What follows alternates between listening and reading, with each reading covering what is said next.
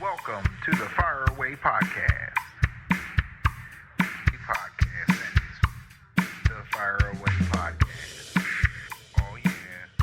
Here we go. Let's do it.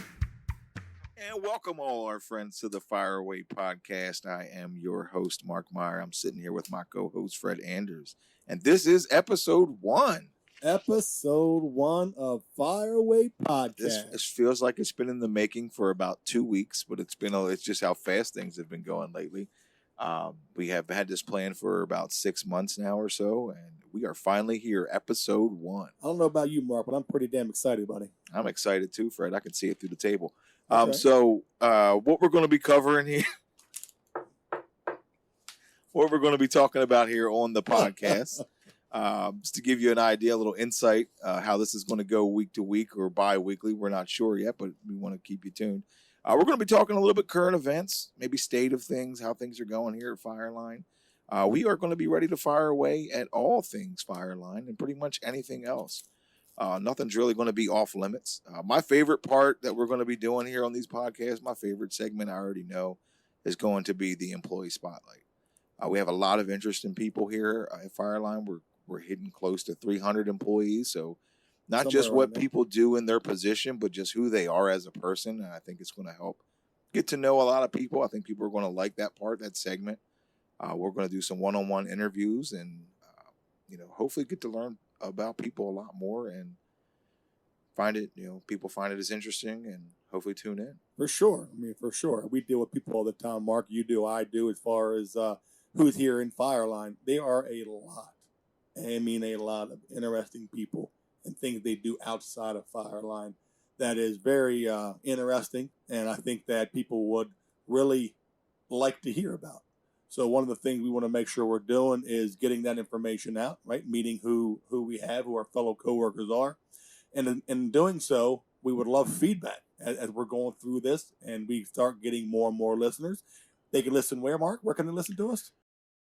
Well, they can listen to us on Apple Podcasts. You There have we go. that on your iPhone. If you don't have an iPhone, go see Mike Sirac. But you can also find us and everything you need to know on our Instagram page, Fire_Away Podcast on Instagram.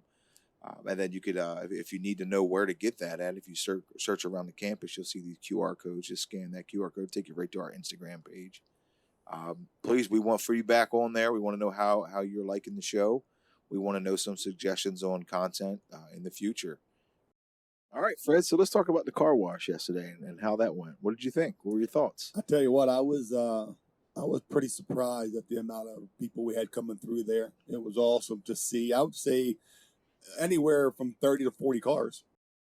I don't know what my expectations were, but it was exceeded what my expectations were. The volunteers were all great. Thanks to everybody who came out and volunteered to help wash the cars. The technicians, like you said, they took to it very well. We had snacks and drinks. It was a hot one. It was. So it was nice to It was. get them. They had a couple minutes to sit down. I think our average time was like 3 minutes and some change, but that was pretty good. I think as we started rolling through the day, we were definitely working at the car wash, brother. It was fun. It was cool to pull up this morning and see some technicians leaving with these shiny red trucks, and it was nice to see that. So I got a text A little last bit of night. giving back. One of the technicians who came through and got their truck washed ended up taking a service call out at Fort Meade. As they were pulling up and pulling away, I forget which one it was. I'm assuming pulling in there. The engineer they were meeting on site actually commented on how good his truck looked, and he just left out of here getting a nice fresh wash from the customer service committee here at Fireline. So, Yeah, that's awesome. it's awesome to hear that. Yeah, that's good because it really, it's really kind of why we did it. We wanted to give back to the technicians who are always on the road working hard for everyone here, and that's cool, man. They get some kind of kudos. Hey, man, your truck looks great. I tell you what, though, as we're seeing them trucks come in and out of there, right? There's no doubt about it. When these red trucks are washed up, cleaned up, and riding down that highway, you know who we are. You know who Fireline is, and you know what we're representing here. Clean. It's clean. Yeah, so I think for our first kickoff of the customer service committee programs that we're done, I don't want to call it a program, but our little give backs that we're Sure. trying to do to expand on interaction with our employees here. I thought it was very successful. So I can't wait for what's next, which would be the Mario Kart tournament, We have a lot of people for that, I so think that's going it's to be like great. 35 plus people right now That's signed awesome, up to man. be a part of that. That's going to be tournament. fun one. That's going to be A lot fun. of trash talking going on too already. Yeah, so that's coming in the fall. So that's going to be neat. And then we have some other things we'll talk about on here on the podcast as 100%. they get ironed out. We have a lot of exciting episodes coming up as well. Today's episode is going to be pretty exciting. Episode number 1. So we had to do it big with our employee spotlight. 100%.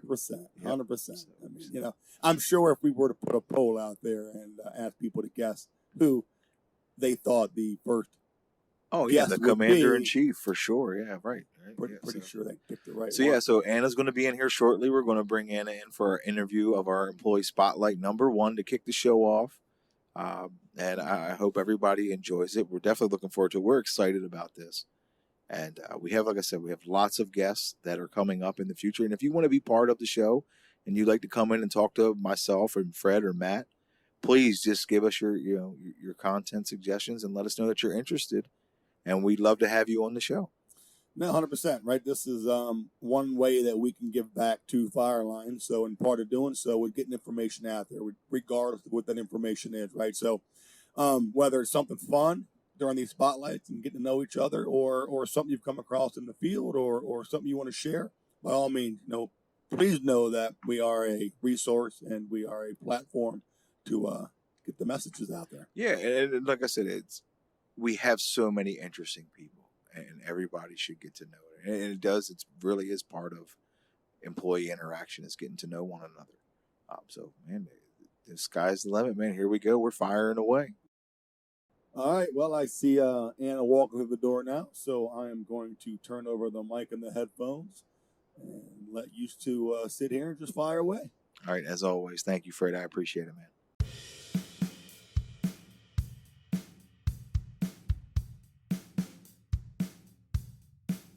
I want to welcome our first guest here on Fire Away, episode 1. She is Daily Records Top 100 Women 2015 Ernst and Young Entrepreneur of the Year finalist, I-95 Magazine's Top Woman of Interest 2023 winner of the Family Owned Business Award, your president, El Jefe, Anna Gavin. Hi, Anna. Thank you for coming on the show. That was a heck of an intro. You're a hell of an interview, so Hey, we wanted to bring it in. So I want to tell you a little bit about what we're doing here, Fire Away Podcast. It's just, as you listen and hear these episodes, what you're going to see is that it's just 3 of us in here having fun. We're having conversations about any and everything, and it's getting to know our employees. We're hoping to grow the employee engagement. So thank you again. This is the beginning of something that I think is going to be great. I think we all feel that way. So welcome to our show. thanks. I really appreciate you We're making me the first guest. So we're going to get this thing figured out as we go along, and it's going to get great and better and better. But it's going to be hard to top, you as our first interviewer. But so it was a big get. So perfect. I'm glad to start. So our interview employee spotlight. My goal with this is getting to know the person. Right. We already know your role as the president of the company. I mean, to an extent, we don't know your day. Most of us don't know your day to day and ins and out. But it's I've had the opportunity to work a lot with you outside of Fireline. Get to know you better than some people, I feel. And there's a lot of employees that I think maybe get intimidated, which there's always going to be some point of that naturally, but there's a lot more to Anna Gavin than just the president of Fireline. So that's my hopes with the interview today. And as we start this thing, is to let everyone see the side of you that they may not know, the warm and fuzzy side that some of us know, and the fun and giggly side that a lot of us know as well. So tell me a little bit about yourself. I want to start from the beginning with this. I want to know, where'd you grow up at? Where are you from? Where's your roots at? So I grew up in Timonium, Maryland, and we lived in a little split level in Timonium. My backyard was the baseball field of the elementary school. I grew up I was born in 82. We're going to really go back in time. But I lived there for most of my kind of young childhood, and pretty much stuck around that area, lived in the Timonium, Elizabeth area for the long time. Kid of the 80s. So both parents growing up? I have both of my parents around growing up. Dad, I have, that's a good question. I have, for those of you who don't know, I do have a younger brother He's 2 years younger than me. Steve, I like to tell people he's a nomad. He's a bit of a hippie. He likes to travel around. He is not a stay in one place kind of guy. Him and his wife are currently living in Portugal. They have lived in Santiago, Chile. They have backpacked through Asia. So he and I grew up in that very same household, but came out very different Very kids. good. So that's what I was going to ask you. Like, could you tell from an early age that he was, going to be the wild child, if you will? Yeah, and it's funny because he's actually a computer and science nerd and real sharp. I like to tell people if I was half as smart as him with my kind of business acumen, like we could have run the world. But he's a real sharp guy, but he is all over the place. No, it didn't. Not when we were young. When we were young, I don't think so. He really kind of got the travel bug when he met his wife. Okay. He really started doing that. So, growing up in Timonium, I'm not very familiar with the area. Did you go to elementary school at that school that you were there behind? So that's pretty Yeah, neat. so I went to Pinewood Elementary, and it was this little school in Timonium. Same, we would have gone to Cockeysville. I would have gone to Delaney. I ended up going in 5th grade. I transferred over to Garrison Forest, so I went to an all-girls school for the rest of school. So my graduating class was 54 girls. Yeah, I went to an all-boy high school. 60 boys. So Yeah, it's a different experience. It's definitely a different experience. Did you play sports in elementary school or anything growing up? But I know you mentioned there was a baseball field. So piqued your interest now in it. that I'm a runner, and I run now. I couldn't even run a mile until I was 30. I was not an athlete Okay. in my youth. But so when I was growing up, I did, I went to Garrison. I was in the girls' school when I was a singer, so I did singing. I was in an a cappella group. No kidding. I did sing. As you can tell, I sang alto. I sang the low parts because I've got the low voice. And then I also did drama. So I also did a lot of the acting. And because it was an all-girls school, I had to play the men's parts very often because I have the low voice. Yeah, so usually play the men. I loved my all-girls school. I'm still very involved with them. I was president of the alumni board for a long time. It was a great experience being there, but it was also very sheltering. It was very, very sheltering. So growing up in there, you said you grew up with your mom and your dad. And Dad would go to work, and he did his work thing. My mom was an artist, so. So I guess so. You said 82. So we've been here since 47. So he had been in the fire line business as you were growing up. So you already knew Dad was going off to the fire line. Yeah, and I've been looking at fire extinguishers since I was born. Right, fire extinguisher tags have been pointing it out on every TV show. That's not the right one. That's the right every one. place I go into. I've looked at a fire extinguisher tag. But no, my grandfather, I didn't know much about the business when I was much younger. I just knew my dad went off to go work at the job where he and his father worked. And my mom was stay at home, but she was also an artist by trade. So she did a lot. So that's what I was going to, I've seen some of her art around, and you said you were into drama. Do you think, is that where you get the artist itch from? I have no artistic talent, but I do like to think that I think the drama part for me was maybe for my uncle. Who knows?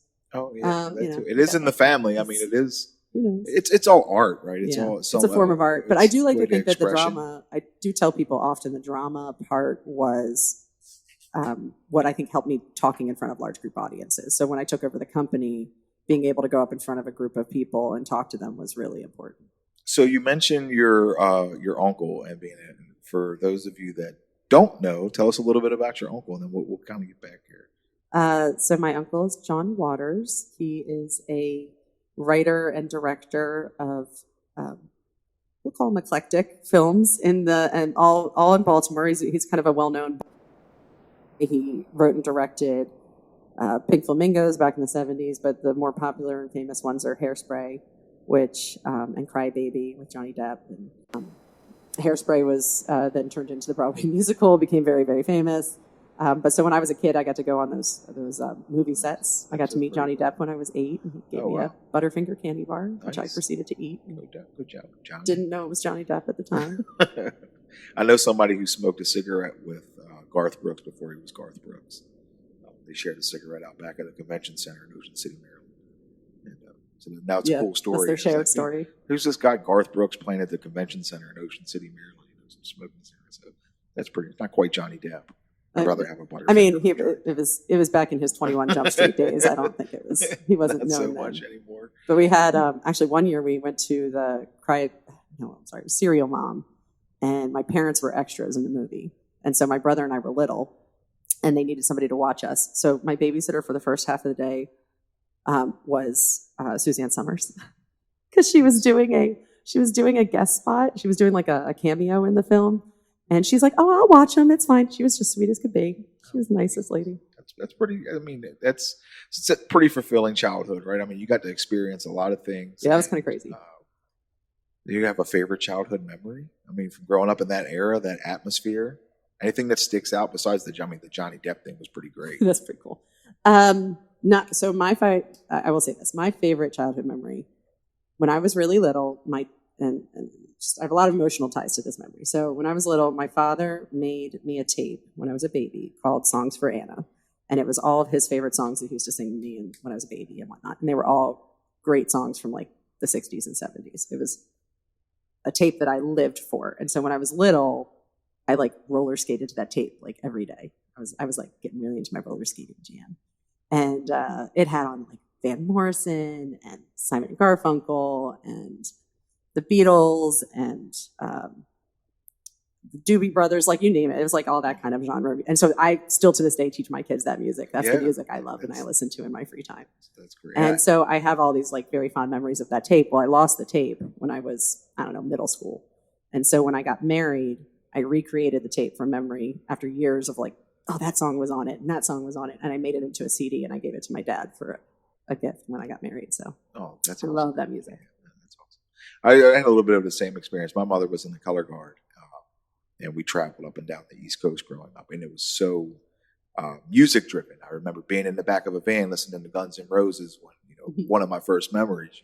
So growing up on that music is something that sticks with you. Really Every does. time you hear that song, it brings you back to those days and those experiences with our parents that we don't get back. So I guess moving down now. So let's go. We talked about elementary school a little bit, middle school a little bit. So I'd like to hear a little bit more about the roller skating. But so you're getting into young adulthood.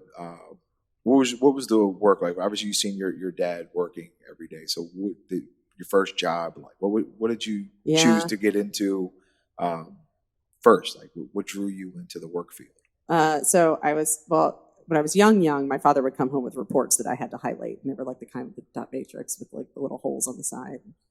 But my real first job was I worked in a bakery. I was the counter girl at a bakery at a local grocery store, Growls, and it was a nice company too because it was a small little grocery store chain and very intimate. I didn't know what the heck I was doing. It was mostly filling out forms and restocking stale donuts and.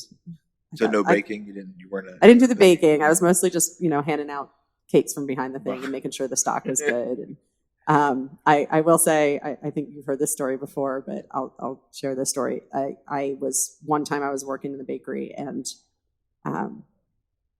we had these huge tubs of icing that the bakers would use to create cakes.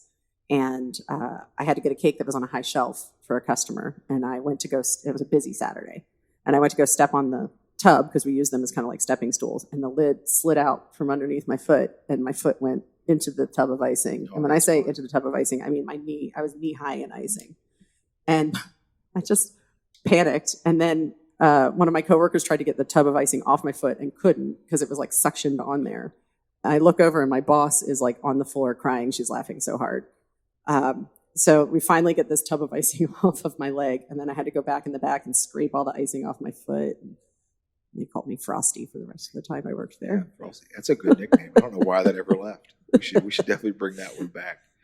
So Garrison Forest, it was all girls school. Was that 5 through 9 or was that 5 through 12?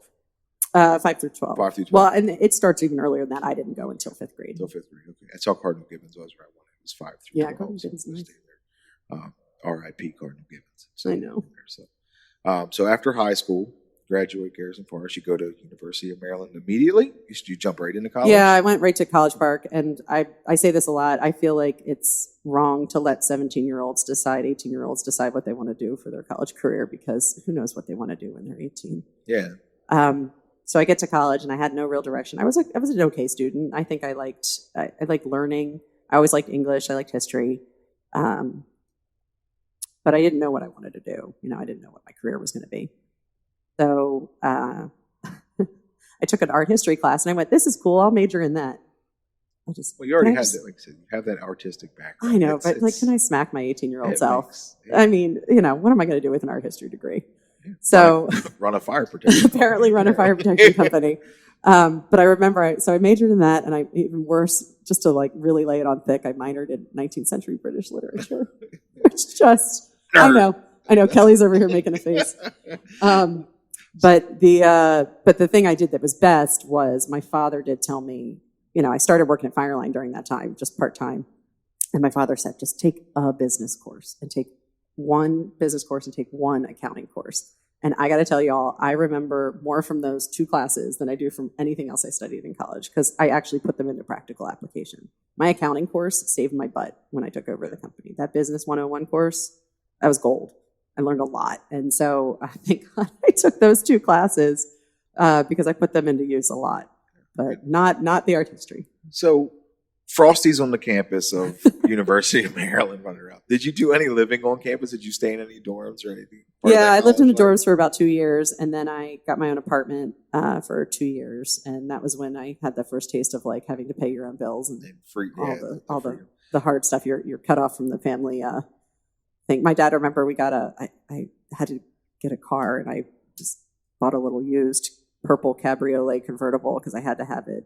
I'll never forget. And he charged me interest for it. And I paid him back over all those years. That car was such a lemon. I had so many problems with it. I was like, you know what? I wanted the cute little purple cabrio convertible, and now I am paying for it. I should have gotten the reliable old Honda Civic or whatever. So University of Maryland. You're saying that you get your car. What are you doing now to pay the bills? You said you have to pay your own bills. Are you still part-timing at Fireline? Did you have any other jobs at that point? Yeah, I worked for the most part, I worked 2 jobs. I worked at Fireline Monday, Wednesday, Friday, and then I kind of went to school Tuesday, Thursday. And so I would drive up here from College Park. And then on the winter breaks and summer breaks, I worked like a ton of overtime. I remember one year on a winter break, the receptionist left and we didn't have a receptionist. So I worked like 12-hour days for the whole winter break. And I was like so excited. I had so much overtime. Yeah. I mean, and you think about it, I mean, we're talking 19, 20 years ago, which, I know when we look at the early 2000s, it doesn't feel like it was that long ago. But your cost of living now is very high compared, but still it's tough to make it as a college student. Just living on your own now for the first time. You probably need some of that overtime just to get by, have peace of mind, so you could, concentrate on the school. I also worked at a place called Library Masters, which was back when Amazon used to only just sell books. Remember that? Yeah. And it was a warehouse that sold used books for Amazon. It was like one of Amazon's used book dealers. And so I worked the night shift from 6 to 10 p.m. and I would do the customer service, return emails and that sort of thing. So later, I want to get into Jeff a little bit, but did you know Jeff back then? Did you guys meet around the college area? No. So I met Jeff.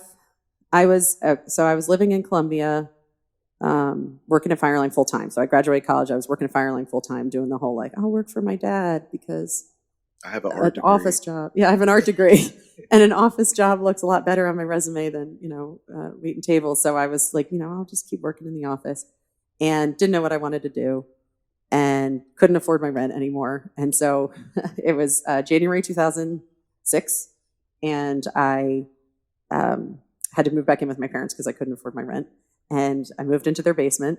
And the next day, went to the Rotary Bull Roast. Now, some of you guys know we are, Fireline supports the Rotary Club. My dad was in Rotary. And so there was a bull roast every year. And we have, they do those little cheesy tables where, $2 for 2 bottles of liquor. Come on over. And you gamble your money and it's all for charity. So every year I'd been going to this bull roast with dad, working the tables for him and helping out and volunteering. And Jeff had walked into the bull roast because he had a vendor who gave him tickets and said, you should come to this thing. And he came by himself. And I was on the microphone. We all know my husband loves a microphone. Yeah. My husband loves a microphone. Yeah. But I was the one on the microphone initially, and I was working the liquor wheel. So I would spin the wheel and I'd say $2 for 5 numbers, come over and win a bottle of really cheap bad liquor. And he started up a conversation with me, and we started chatting. Who is that man on the mic at the liquor? Who was that? No, I was the lady on the microphone. So we were yeah. just going back to your voice. Yeah, it sounds like a man. That's true. Yeah, thanks. You do not sound Thanks. like a man. Thanks. But yeah, he started telling me, we started talking, and then it turned out we actually went to the same elementary school together. We both went to Pinewood Elementary, and I grew up on the one side by the baseball field, and he grew up on the other side. Okay. And he's a couple of years older than me, so we didn't know each other. But, there's that shared history. And so he's like, hey, you want to go out? And so we went on a date. And, rest is history. 2 kids later. 2 kids later.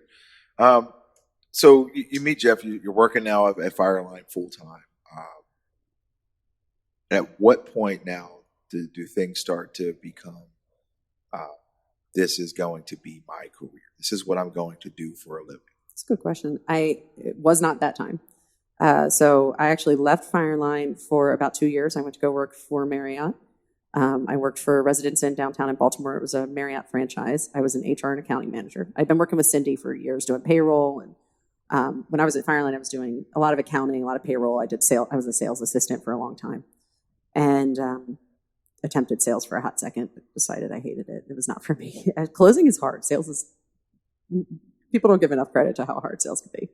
But I realized it wasn't for me, and then I left and I went to go work at Marriott. And so while I was there, I loved working at Marriott. It was I had a great boss. I had a really great experience. I learned a lot about customer service. Marriott does a lot of really great customer service training, really training. And you got audited. Like they would have secret people come in and pretend to be guests, and if you didn't adhere to certain policies, you would get points against you and that sort of thing. So I mean, Marriott was very serious about customer service. I learned a lot there. But I was working there and just thinking I wanted to work in hotels, and I didn't know what I wanted to do really. I was At trying this to point, figure how it old out. are you? I was probably 24. So, I mean, even like you said, at age young. 24 is still pretty young to know what you want to do for a living. You're still trying to figure out life itself. And, Yeah. What's going on. So I can see, I can definitely tell, knowing you and my interactions with you, you do have those interpersonal skills, which makes sense. You came from the hotel industry, right? You always greet, whoever you see. It's always the eye contact. So those things have definitely translated over into your professional life. I can certainly tell about it. So you're in the hotel industry. What makes the change now to come back to Fireline? Dad's health. So I was working, Jeff and I were getting married. We were going to get married around that time. I got married about 25. And my father was having another brain surgery. So he had brain tumors when I was 7. And he was great, lived for a long time after that, which, he had a brain surgery in 89. 1989 was not the technology we have today even.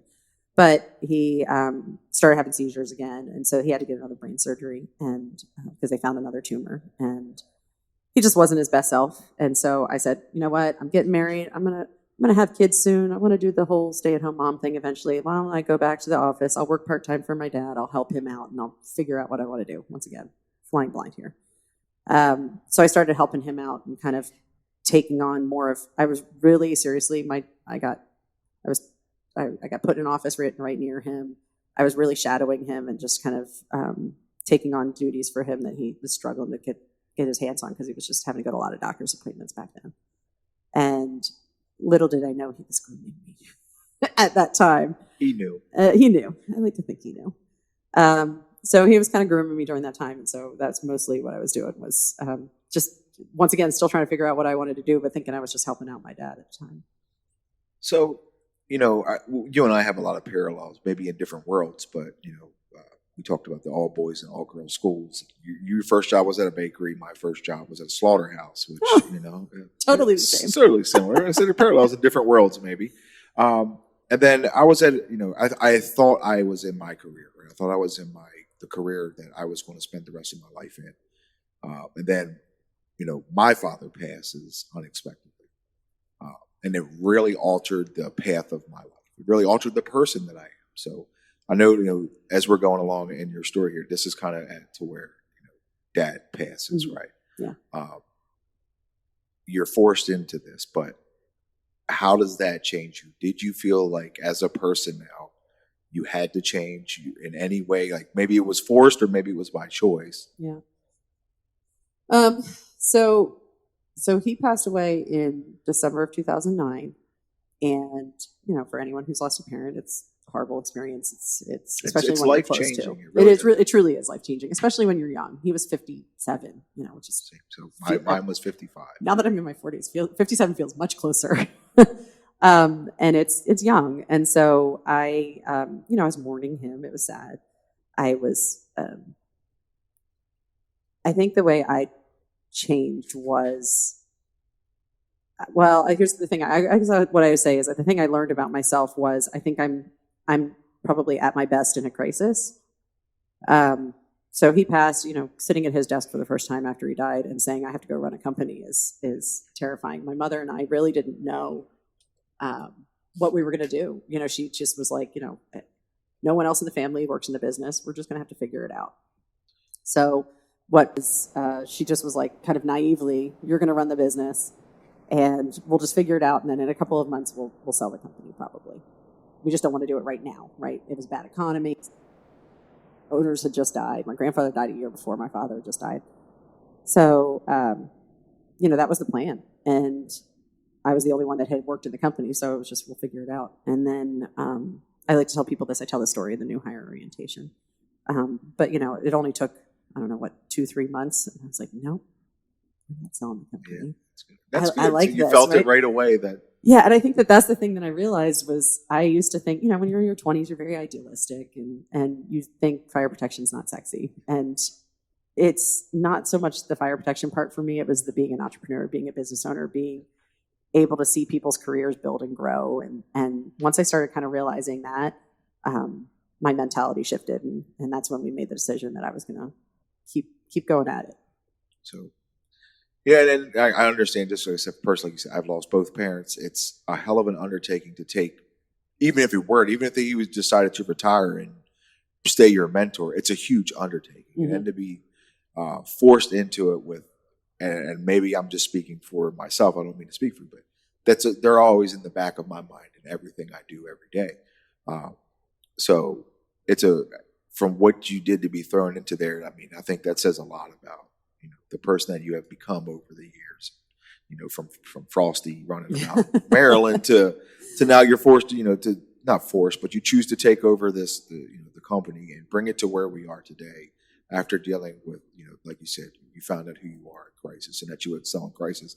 I feel like you've definitely proved that. There's no doubt about it. So I feel like I got to tell y'all, I think COVID was horrible, but I am very proud of how this company got through COVID. I was just very proud of everybody. And I don't mean to keep going back to this, but I heard a saying something about losing a parent. It's one of those things that for a child, for most children, it's the hardest thing you will ever go through. And once you make it through that, you do have a feeling like, hey, I can get through anything. Yeah. So, and I think part of that was maybe, COVID comes. It's like, yeah, it's going to be a challenge. It's going to be a battle, but I've already made it through some pretty hard things. This is not going to be nothing. Now, you, on the other hand, you have, 300 employees, if you will, that, you have to get them through it as well. Not just yourself, not just your family. Yeah. I think we had 140 at the time when I took over. And that first year was the worst year of my life. I would, pull it together every day while I was at the office, cry the entire way home, pull it together I just had a baby. So just pull it together for the baby, get up, cry the whole way to the office, get back to that. It was emotional. It was tough. And then in addition to that, we were in the recession. So it was just a mess. So I think because 2010 was so truly deeply difficult, 2020 then was, I was like, we got this. If I can get through 2010, I can get through 2020. Yeah. So and like I said, the parallels. I was the same, lost, crying on the way to work. June 2014. I had no idea what I was doing with my life. My father had passed away about 6 months before that, and I got a chance to have a job interview at 4506 Hollands Ferry Road, and it absolutely changed my life. Yeah, it did. So you were part of it that day. So it's it's one of those things you never really know where we're going at until this life is a crazy, crazy journey. So I don't want to end on that note. Let's just get back to some fun stuff now. So we talk about you get through the pandemic. You're here now. in my expertise of knowing about this industry, which isn't crazy amounts, but you are one of the leaders, if not the only female leader in this industry. Does that mean something to you? Like, not the only, but like, come on. There's not that many. Yeah. There's not that many, and you pretty much, if there's an award every year, you're an all-star, right? Like, you're going to the all-star team every year. Yeah, it's. I tell people, well, first off, there are more now. I'd say in the past 5 years, there are more, 5 and 10 years. There's more women fire protection business owners evolving in the industry nationally. But most of us are daughters, right, of fathers who ran the companies. That's a pretty common thing. And I will tell you, almost all of us are friends. We kind of have our own little, we have our own little clique when we go to these like trade shows and industry meetings. There's just like an instant bond that we all have. But yeah, it is. I've been to those trade shows too. You guys have to stay in packs because there's some hyenas out there. So that makes sense. But no, that's great. Yeah, and I think that one of the things that you say the rock star thing, but I think that the advantage of, people often are like, what's it like being a woman in a man's industry? To me, that was not the harder thing to overcome in some ways. I think youth was actually harder. I was very young when I took over, and I think that was a bigger challenge. That makes sense, especially because most of the technicians that were here were probably a lot older than you. Most of them remembered when I was born, so that was a little weird. But the woman thing, I think, is an advantage in many ways, because let's say I go to the Notifier conference, or if I go to an FPA conference, you're meeting a lot of people. I go to FSSA, which is Fire Suppression System Association. It's a lot of men, and there aren't as many women. So then you kind of stand out a little bit, right? I often joke, like, I go to these conferences and everybody's name is like Bob and Steve and Mike and Matt, Dawn. And then they're like, oh, there's a woman there. So you stand out a little bit, and as a result, you get invited to participate as kind of a little bit the token female, but it's okay, I'll take it, to sit in on all these committees and be a part of these committees. And from there, I mean, my career outside of Fireline of being on boards, being on committees, being president of National Independent Fire Alarm Distributors, and I was the installer committee chair for FSSA. Like, those are opportunities I got, I think, because I'm a woman. I then took them and made something with them. But I wouldn't have gotten those opportunities, I think, if I wasn't a woman. Yeah, take them and do the best you can with them. You definitely have. We've probably doubled in size since I've been here in 9 years. Yeah, we have. The building remodel. There's just countless things that I can name. So you're entirely busy. I noticed that looking at your calendar to try to fit you in for this. You've said that to me many times before. It gives me anxiety seeing all the colors on your calendar every time I look at it. So how do you, mental health is huge, right? Especially it's the forefront of a lot of things we do right now. It's becoming more and more common. We have the better health apps. Therapy is not looked at as, this stigma anymore. So mental health is very important. How do you balance it? How do you balance being the Anna Gavin president to the mother and wife side also? It's a good question. You're right. This is a topic that's very much more common these days. People used to always ask women, what's work-life balance like, right? Because you're expected to be the wife at home. Nowadays, that's not the case. It's everybody, right? Everybody's figuring this out. So I learned a lot of lessons over the years, because I didn't always take care of myself, and I would burn out where I'd get really low, down on myself. So some of it's education, right? Reading and understanding myself better and self-teaching. A lot of it's exercise. So I started exercising when I was 30. It's huge. It really does help. It's a huge stress relief. Yeah. I run so I get up at 5. I have a run group that I'm part of. We meet at 5:30 and we run for an hour. We do about a 4 or 5 mile run, and we're not fast. And it's a group of women. So it's a SRTT. They're like local county meetups. They're all over the world. And so I'm in the Howard County girl group. And so I'd like to consider that not just my exercise time, but also my social time. That's a time for me to talk to other women, to we talk about our work, we talk about our families. Even if it's venting, right? My husband did this. Can you believe it? What I never vent about it. But it's important. That's an important part. I'm a big proponent of exercise. Yes. Exercise, and then I'm time managing, right? Because I'm exercising and I'm pairing it with social time, which is important, I think, to people. I think sometimes, especially those of us with young kids, our social lives get very, very diminished, and we don't get that outlet, and that's not healthy either. So I get that social time in the morning. I get the run in the morning. I'm I'm a morning person. I like the tasks in the morning. I like coming into the work. I like the routine of work. I like being in the office. I am working from home occasionally now, but I'm here. And then I think my big thing is I like my commute home to be my like downtime. That's my decompress right, time. yeah. So I'll tell you a story. So when I was little, when I was in my 20s and I was working here, my father and I would drive home every day, and he he would come to work. And my father, for those of you who knew him, he was a very mild-mannered, very patient, very thoughtful person. And he was very calm and always listened really well. And, I was a very fast-talky, over-energetic 20-something person. And so I would come into the office and I'd work. And then when he and I were when I moved back home, we were having to commute together a lot. So we'd be in the car, and as soon as we get in the car, I'd be like, Dad, we need to do this, and this is the thing we need to do. And so-and-so's doing this, and we need to make sure that this program, can you ask the people to make this program this? And he looked over at me, and he just goes, Anna, shut up. This is my decompressing This is my time. quiet time, and you are interrupting Now it. you I get it. don't want to, it's not that I don't want to hear it, but this is my time, and you are messing with my time. And I never got that until I was older, and I started doing this, and I realized if I spend the entire car ride home on the phone with coworkers talking and walking through things, I haven't decompressed yet. And so I walk in my door still in fire line mode, and I can't be in fire line mode when I go home. My poor kids, they're like, what'd you do today? I'm like, I don't want to talk about my day. We're just gonna, how was your day, kids? But I have to turn off Fireline Anna and turn on Home Anna. And that took years of practice, because I didn't always do that at first. I did a lot of the martyr thing, right? Where we do this martyr thing where we, I worked so hard. I worked 70 hours this week. And it's like, okay, well, how good is the quality of your work when you're overworking yourself? And time to realize I needed to separate home and life. The burnout is a real thing. Right? Absolutely. It's for someone who's not even running the company, it's a real thing to go through.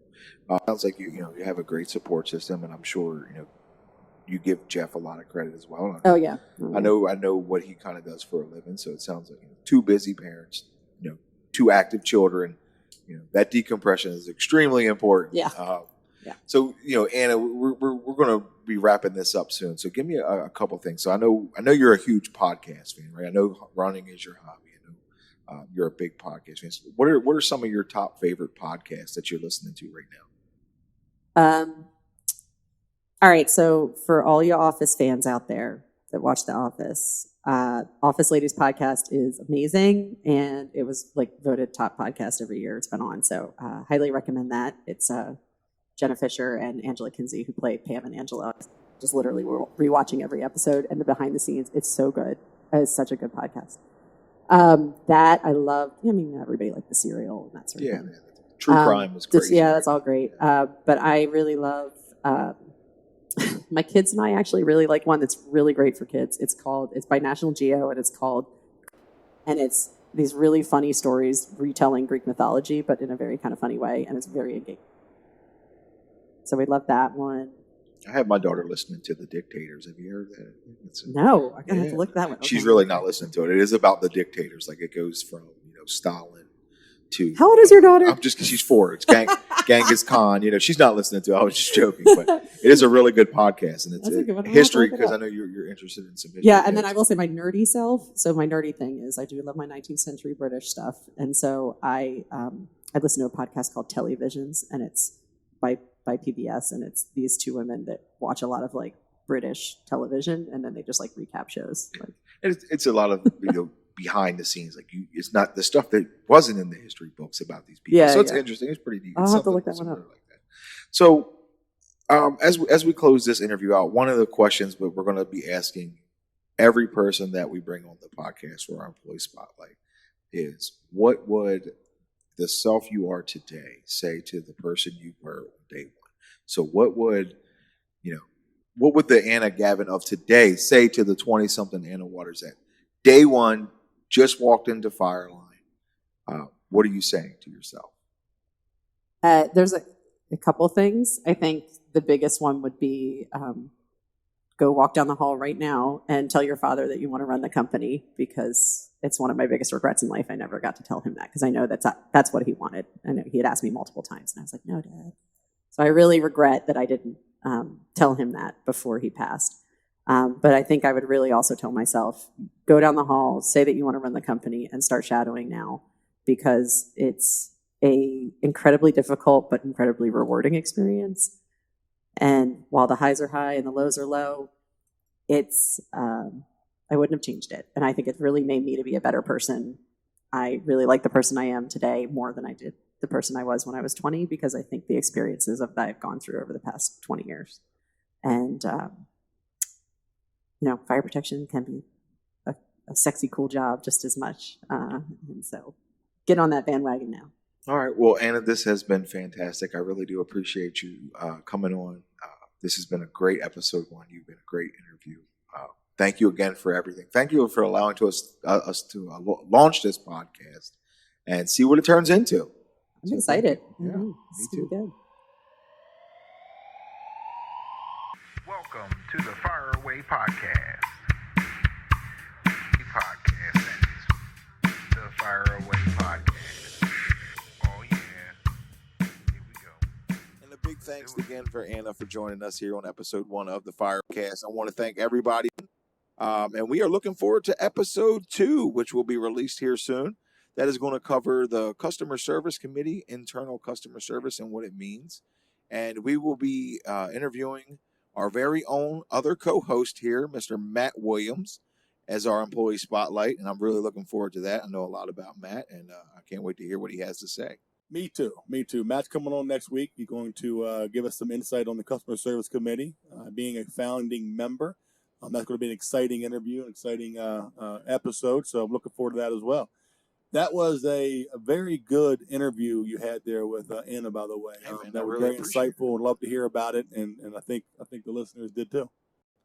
And thanks, Fred. I really appreciate that, man. We've been working really hard on this, as I know the rest of the team here at Fireaway has. So thank all you guys for your hard work in getting this out. And thank you to our sponsor, Fireline, quality fire protection since 1947. So That's 75 years plus, right? yeah, that's pretty amazing, man. So yes, so thank you all again for joining us, tuning in here to Fireaway, where we are ready to fire away at any and all things Fireline, and pretty much anything else you want to hear from. So don't forget, follow us on Instagram. Let us know your feedback, and we will see everybody on episode 2. See ya.